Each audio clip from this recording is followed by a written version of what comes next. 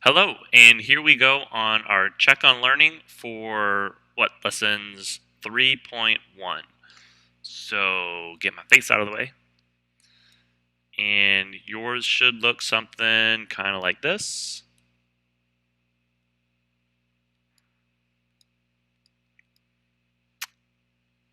And so again, I'm just going to quickly go through these problems. You should have already tried these problems before.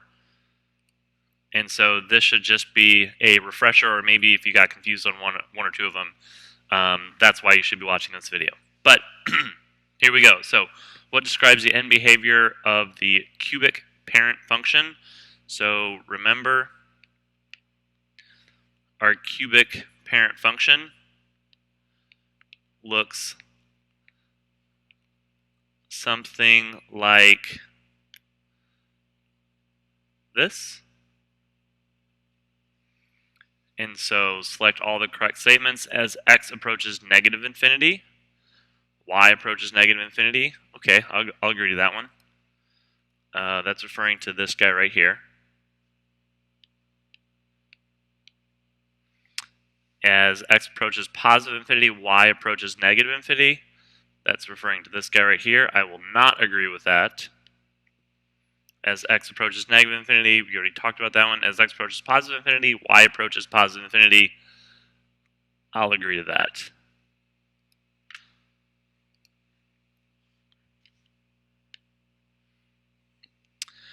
How is the graph of an even function different from the graph of an odd function? Select words from the drop-down list to correctly complete the explanation. So if this is our graph, our even functions kind of sort of look like that. And our odd functions are going to kind of sort of look like this. So that'll help me figure the rest of this out. So the graph of a blank function is symmetric about the y-axis. Say that's even. So if you divide it right here, both of these sides are going to be the exact same.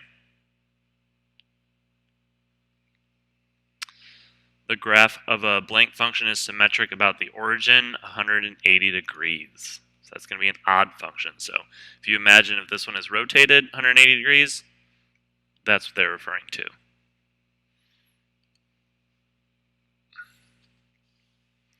Let's see, describe how the graph of g of x equals that is related to the graph of that. Select the words from the drop-down list to correctly complete the description.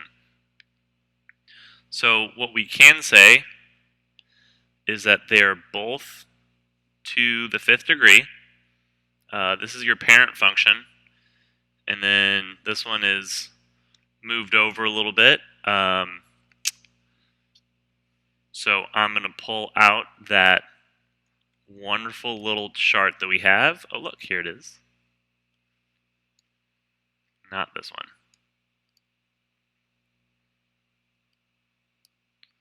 So that's going to help me. So let's see here. We've got our A is equal to 3. So that's going to be a vertical stretch. We've got our minus h. So our h is going to be equal to 1. And then that plus 4 is our k. So our k is equal to 4. So the graph has a vertical stretch by a factor of 3 and is translated. So what are looks like it's translated both to the right and up. So to the right, h units.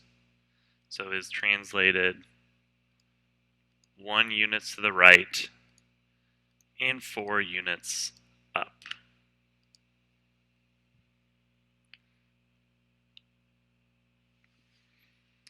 So use this information to answer parts A and B. So it looks like this is going to be the good stuff here. So the general equation for the cubic function is shown in the graph.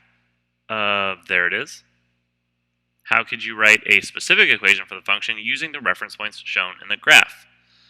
I could use the middle reference points to determine h and k. Then I could use the first point value of h to determine h and b. So I said the middle because if we are looking at this chart, so the middle of the vertex is literally going to show us our h and k. So that's where I got that from.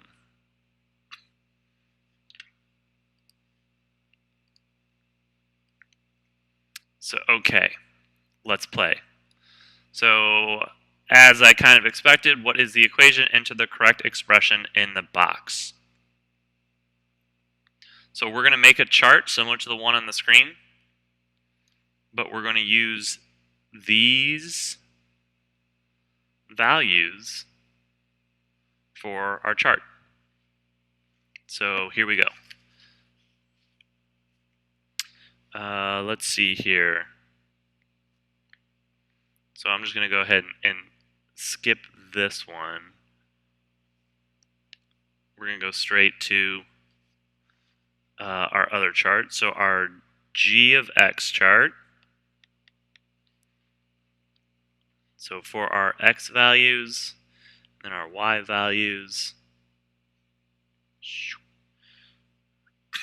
So our first x value is going to be negative b plus h is equal to this guy right there, negative 1. And our first y value is going to be negative a plus k is equal to negative 4, which I got from right there. And so note this negative sign stays here because this is negative 1 to the nth power.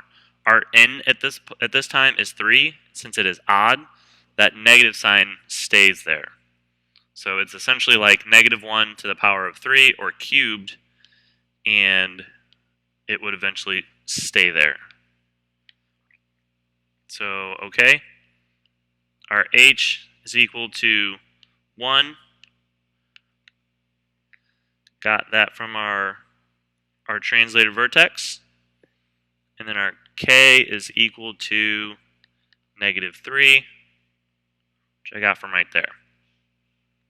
From that, I think we can figure out our function, right? Yeah, so h and k,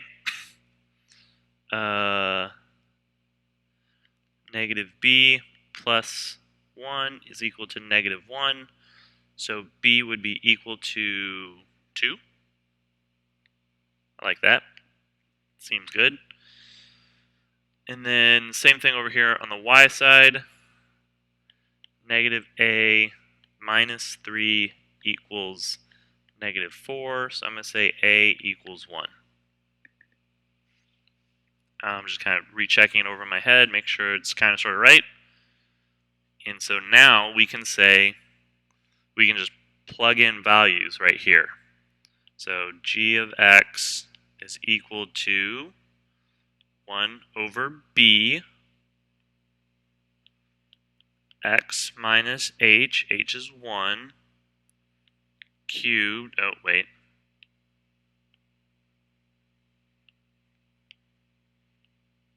cubed plus k. Where's my k? So that's not going to be a plus, that's going to be a minus. Minus 3. Done. Too easy.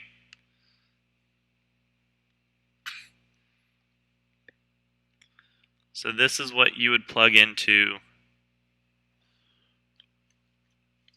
for the answer. So move my face. Bye face. So that's going to look like, be careful with your parentheses. Parenthesis 1 divided by, now we'll do a fraction.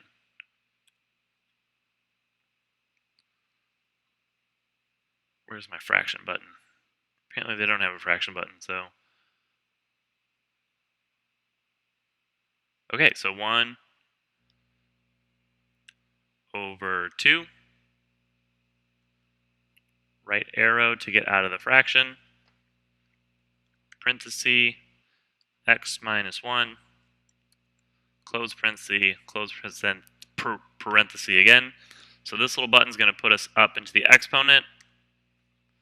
Cubed, get out of the exponent, minus 3. And there is our equation.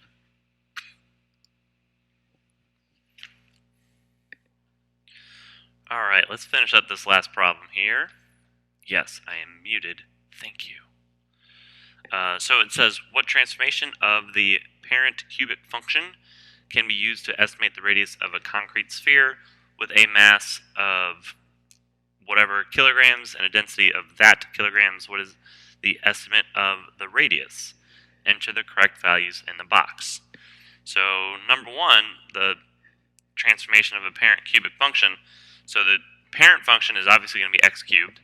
And so we need to figure out the parent function. So as a reminder, and again, if you were in chemistry, this should all be review. But we're talking about density here. So our density, oh, hang on, I gotta get my pen working. So our density is equal to mass over volume, and it gives us the mass, and the density is, in this case, a constant. So we want our function to equal mass, basically. So that means we're going to times both sides by v, or volume. So we're going to have density times volume, which is a function of r, equals mass. So this is the function we're going to use. So we're just going to plug some stuff into that. So we've got our density, 2400, and I'm going to leave units off for now. If you're in chemistry, you should be cringing, because we never leave units off. So the volume of a sphere, I'm literally looking it up because I don't remember.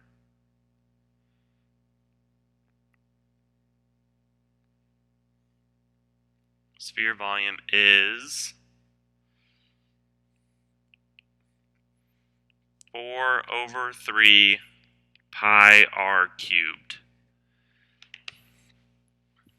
So again, we've got our density, and our volume is going to be 4/3 pi times the radius cubed, and that is going to equal our mass. So we're just going to leave that at mass. We're not plugging that in yet. I think that's intentional. We'll see. Maybe I'm messing more stuff up. Who knows? So we're just going to combine all of this together, because really this is all just one number, right? It's just a bunch of numbers that are put next to each other. So I'm just going to plug that stuff into my calculator. 2400 times 4 times 3.1415 divided by 3 equals 1100.5. Now my calculator says 52.8, but we're just going to round that up to 3. R cubed is equal to mass. And so now we have a function that looks a little familiar, right? So we've got a constant, and this is our x to the power of 3. So it's asking for a vertical stretch by a factor of that guy right there. 10053. So then the radius is about blank meters. So at this point in our mathematical careers, we don't have a good way of solving this equation. So what we would do next, obviously, maybe not obviously, I don't know. We're actually going to plug this mass in right here, the 1400. So we would have 10053 r cubed equals 1400. But we know that this is an equation, and so I'm just going to use my graphing calculator. I'm actually using an app on my phone. I'm going to go to the y equals, and I'm going to type in 10053 x to the power of 3. And in case you don't know, on your calculator, to the power of is a symbol that looks like that. Then I'm going to go to the graph.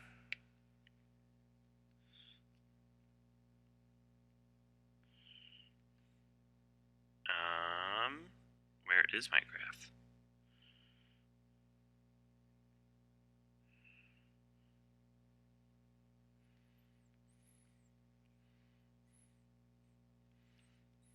My scale was really messed up, so I have to zoom in a little bit so that I can start to see this graph a little bit better.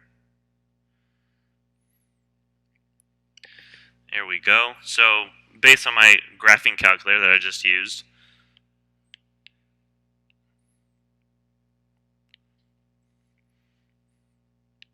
so my graph kind of sort of looks like this. It goes down one way and then up the other. I really don't care about all this stuff. And so I'm just going to be looking at the positive side of this graph, and I'm going to use the trace function on mine. And basically, I'm just plugging in values until my y-coordinate is 1400. And whenever my y-coordinate equals 1400, whatever that x number, that's what's going to go in for my radius. And so, again, I have a trace function, which is really convenient on my phone app. So let's see here. Y, I want it to be 1400, so I'm going to keep going to the right.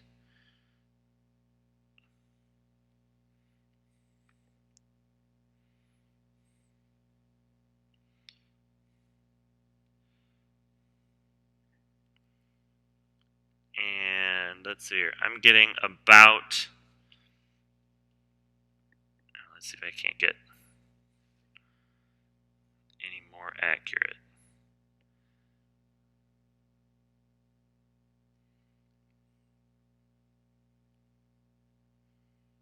$1,400. So I got x is 0.51, and on my calculator the y is at like 1421, so that's pretty close. So in this case, our radius is r is going to equal approximately 0.52. And so that would go right here.